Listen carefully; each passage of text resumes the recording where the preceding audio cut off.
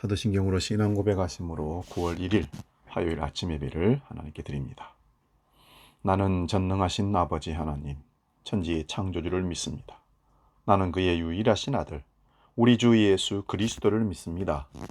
그는 성령으로 잉태되어 동정녀 마리아에게서 나시고 본디오 빌라도에게 고난을 받아 십자가에 못 박혀 죽으시고 장사된 지 사흘 만에 죽은 자 가운데서 다시 살아나셨으며 하늘에 오르시어 전능하신 아버지 하나님 우편에 앉아 계시다가 거기로부터 살아있는 자와 죽은 자를 심판하러 오십니다. 나는 성령을 믿으며 거룩한 공교회와 성도의 교제와 죄를 용서받는 것과 몸의 부활과 영생을 믿습니다. 아멘.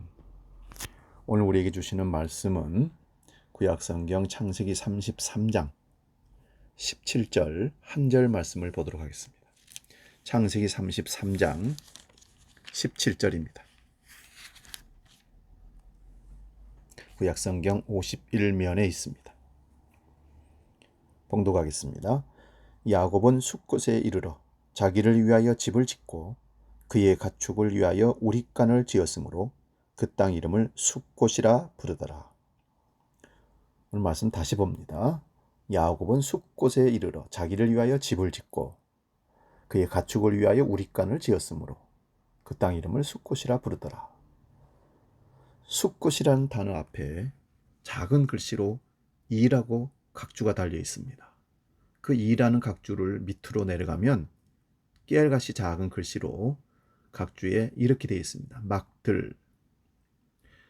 막들이란 말은 막을 친 들판이라 그 말입니다. 그래서 숫곳이란 뜻은 막을 친 들판, 거치할 장막을 치고 있는 들판, 그렇게 해석할 수 있습니다. 본문에 나타난 야곱은 태어나면서부터 장자가 받는 축복을 받기 위해서 애를 썼지만 쌍둥이 중에 둘째로 태어났습니다. 그래서 야곱은 형 에서의 발꿈치를 잡고 나왔다. 잘 아는 말씀입니다. 그래서 야곱의 이름은 움켜잡다, 움켜잡은 도적놈, 이런 뜻입니다. 그래서 둘째가 당하는 억울함과 열두감을 해결하려고 야곱은 장제의 축복을 늘 생각하며 그걸 어떻게 가로챌 수 있을까 고민했던 사람인 것 같습니다. 그것을 어머니 리브가와 함께 늘 고민했지 않았나 생각해 봅니다. 결국 야곱은 아버지와 형을 속이고 장자의 축복을 받아냅니다. 별미를 만들어서 아버지에게 들어가 아버지의 눈이 어두운 것을 이용하여서 짐승의 가죽을 뒤집어 쓰고 장자가 받는 축복을 받아냅니다. 물론 어머니 리브가의 큰 공헌이 있었죠. 이삭은 별미를 먹고 아들을 축복합니다. 그 축복의 내용이 이렇습니다. 내 아들의 향치는 여호와의 밭에 복 주신 향치로다. 하나님은 하늘의 이슬과 땅의 기름짐이며 풍성한 곡식과 새 포도주로 내게 주시기를 원하노라. 만민이 너를 섬기고 열국이 내게 굴복하리니 네가 형제들의 주가 되겠다. 이렇게 말씀합니다. 엄청난 축복이죠. 야곱이 이 축복을 받은 잠시 뒤에 형 에서가 사냥을 해서 별미를 만들어 왔지만 야곱이 축복 기도를 받은 후였습니다. 이삭 아버지에게 별미를 드리고 남은 축복이라도 빌어달라고 했더니 아버지 이삭이 에서에게 이런 축복을 합니다. 너의 주소는 땅의 기름짐에서 뜨고 내리는 하늘 이슬에서 뜰 것이요 너는 칼을 믿고 생활하겠고 네 아우를 섬길 것이라 했습니다. 아무리 찾아봐도 여기는 에서가 축복받는 내용은 없는 것 같습니다. 그래서 분노한 에서가 야곱을 찾아서 죽이려고 할 때 야곱은 외삼촌 집이 있는 하란으로 도망을 갑니다. 야곱은 하란에 있는 외삼촌 라반의 집에 가서 그의 딸들과 함께 장가 들고 결국은 두 아내 두 첩, 그래서 4명의 아내를 통해서 자녀들을 12명을 낳고 또 재산을 불커서 거부가 됩니다. 거부가 된 야곱은 부모님과 가족들이 그리워서 20년 만에 고향집으로 돌아오게 됩니다. 그러나 두려워하던 형 에서의 상봉과 함께 맞닥뜨릴 때 에서가 400명을 거느리고 장정 군인 같은 400명을 거느리고 마중을 나온다는 얘기를 듣게 됩니다. 20년 전의 일을 야곱은 잊을 수가 없습니다. 자기 잘못을 알고 떠났을 때 형이 죽이려고 쫓아왔던 그 광경 말입니다. 그래서 틀림없이 환영을 하지 않을 것이다. 나에게 위해를 가할 것이다라는 두려움 속에 쌓이게 됩니다. 이때 야곱은 또 계산적인 계략을 준비합니다. 그것이 바로 예물을 준비하는 상황입니다. 33장 10절 말씀을 제가 읽겠습니다. 야곱이 이르되 그렇지 아니하이나이다. 내가 형님의 눈앞에서 은혜를 입어싸우면 청하건대 내 손에서 이 예물을 받으소서. 내가 형님의 얼굴을 배운즉 하나님의 얼굴을 본 것 같사오며 형님도 나를 기뻐하심이니이다. 대단한 표현을 합니다. 여기서 형님의 얼굴을 배운즉 하나님의 얼굴을 배우는 것 같다. 그리고 예물을 드리게 됩니다. 예물의 내용을 보면 암연소가 200이요, 수염소가 20이요, 암양이 200이요, 수양이 20이요, 젖나는 약대 30과 그 새끼 암소가 40이요, 황소가 10이요, 암낙이 20이요, 낙이 새끼가 10이라. 여기서 우리가 잠시 생각할 것은 뇌물과 예물의 차이를, 선물의 차이를 생각해 봅니다.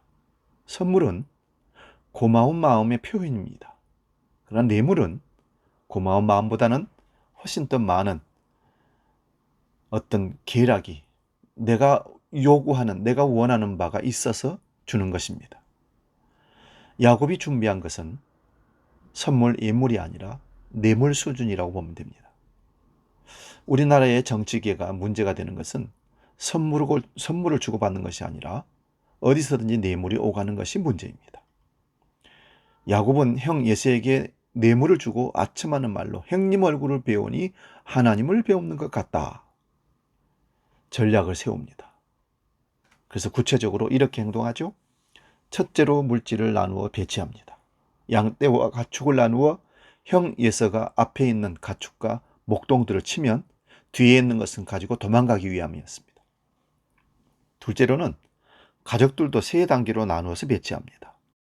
1절 2절을 보면 야곱이 눈을 들어보니 예서가 400인을 거느리고 오는지라 그 자식들을 나누어 레아와 라헬과 두 여종에게 맡기고 여종과 그 자식들을 앞에 두고 레아와 그 자식들은 다음에 두고 라헬과 요셉은 뒤에 두었더라.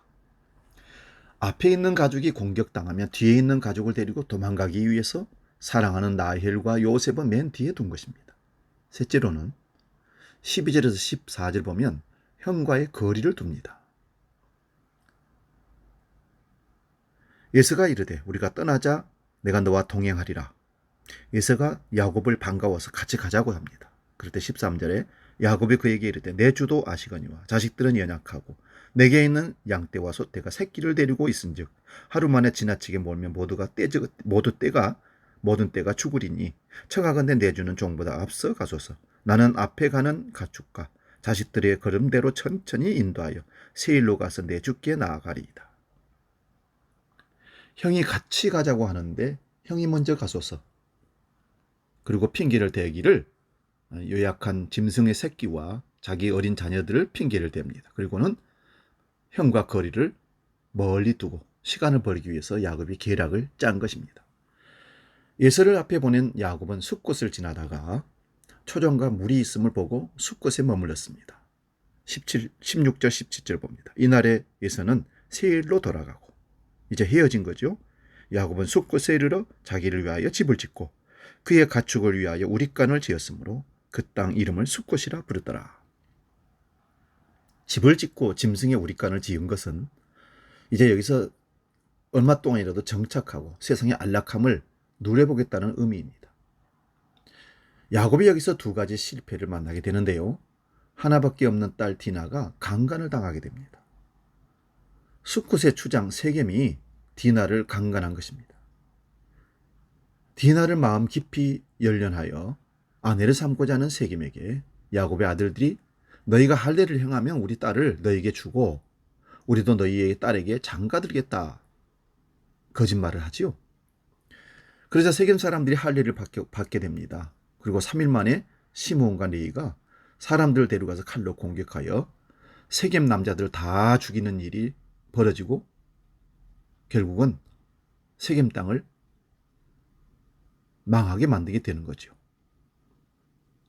하나님은 우리에게 청지기 정신으로 살라고 하십니다.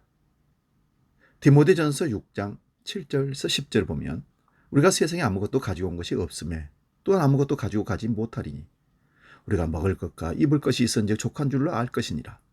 부활이 하는 자들아, 시험과 올무와 여러 가지 어리석고 해로운 정력에서 떨어지나니 곧 사람으로 침륜과 멸망에 빠지게 하는 것이라.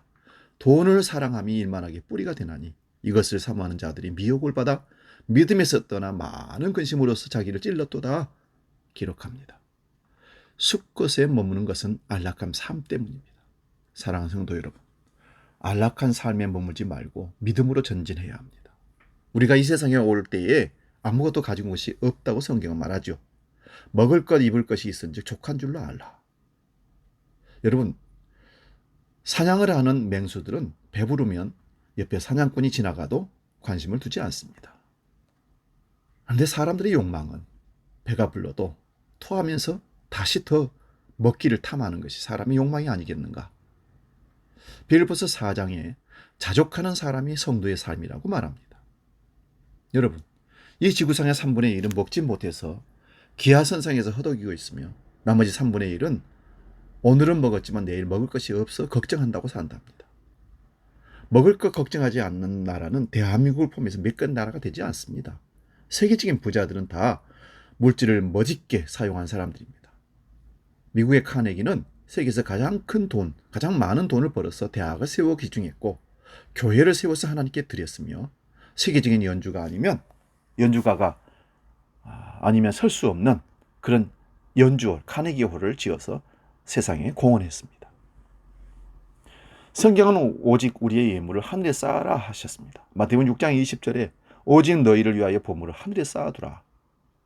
거기는 좀이나 동록이나 해치 못하며 도적이 구멍을 뚫지도 못하고 도둑질도 못하느니라. 누가복음 12장 33절에도 너희 소유를 팔아 구제하여 나가지지 아니하는 주머니를 만들라. 곧 하늘에 둔 바 다함이 없는 보물이니 거기는 도적도 가까이 하는 일이 없고 점도 먹는 일이 없느니라. 누가복음 16장 13절에도 집 하인이 두 주인을 섬길 수 없나니 혹 이를 미워하고 저를 사랑하거나 혹 이를 중히 여기고 저를 경히 여길 것임이니라. 너희가 하나님과 재물을 겸하여 섬길 수 없느니라. 사랑하는 성도 여러분, 물질에 의탁해서 안락하게 사는 삶을 숲곳에 머무는 마음이라고 할 수 있습니다. 우리는 그리스도인은 나그네와 청지기 정신으로 사는 삶이 하나님이 원하시는 삶인 것을 기억해야 됩니다. 이런 삶이 주님이 함께 하십니다. 우리 숲곳에 머물 것을 생각하고 있는 세상적인 안락함을 추구하고 있는 안일주의에 빠져 있다면 오늘도 주님께서 우리에게 원하시는 바 그 길이 무엇인지를 바로 보고 일어서서 당당하게 전진하여 나가는 믿음의 사람 되시기 바랍니다. 이것이 있으니 오늘 우리 촉하고 이것이 있으니 풍족하니 이제 편안히 살자. 주님이 어리석은 부자에게 찾아오셔서 오늘 저녁 내가 네 영혼을 도로 찾아갈 텐데 그럼 네가 모아놓은 그 많은 재물과 저 곡식들은 네 것이 되겠느냐. 이제 우리가 대답할 차례입니다. 여러분, 숲곳에 머물기를 원하는 그 마음에서 이제 일어서시기 바랍니다. 그리고 하나님이 기뻐하시는 그 길을 보여달라고 하시고 그 길을 힘들어도 어려워도 쓰러져도 넘어져도 하나님이 원하셔서 보내신 곳으로 당당하게 의지하며 걸어갈 수 있기를 바랍니다. 기도하겠습니다. 하나님 아버지, 야곱이 숲곳에 자기를 위하여 집을 짓고 짐승들을 위해서 외양간을 지었습니다. 가야 할 길이 창창하고 먼데 그는 가지 않고 잠시 안락한 삶을 추구하다가 자녀들로 하여금 세겜생에 엄청난 일들을 벌였고 딸이 강간을 당하는 아픔을 당했습니다.